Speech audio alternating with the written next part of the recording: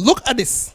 It says find the fourth and seventh terms of the sequence whose end term is, as you can see in this place. Let's do them one after the other.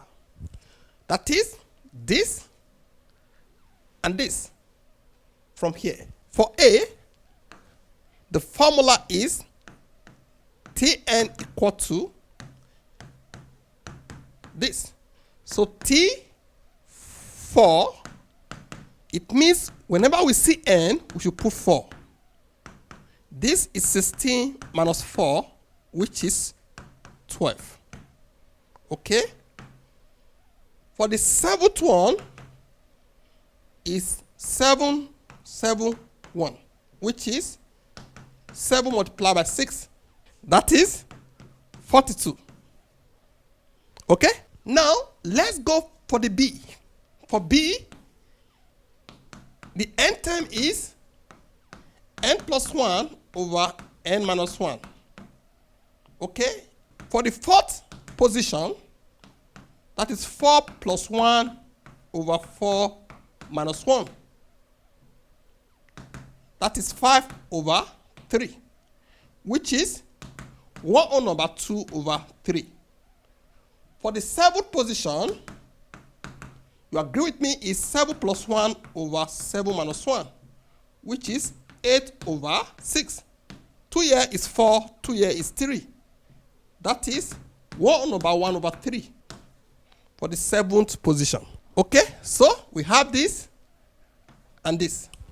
Now, let's go for the C part. For the C, the n term is minus 2 raised to power n. That's minus 2 for the fourth one raised to power 4.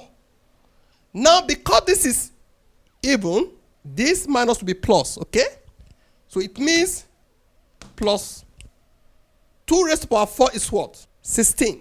So it means it's plus 16. Just put 16. Then, for the seventh position, you agree with me that because this is odd number, this minus will be what? Minus t.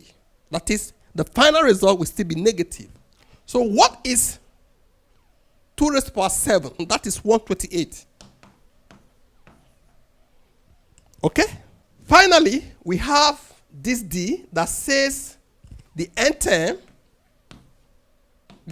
is 3 multiplied by 2 raised to power minus n. Okay?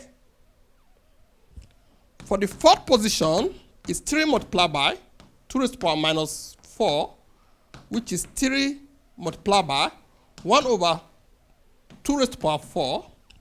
You agree with me that 2 raised to power 4 is 16. That is 3 over 16. Then, for the seventh position, is 3 multiplied by 2 raised to power minus 7, which is 3 over 2 raised to power 7. What is 2 raised to power 7? 3 over 128. This is also the final answer for the seventh position. Okay? Hope you understand this. Very simple. Just substitute according to the demand. Okay?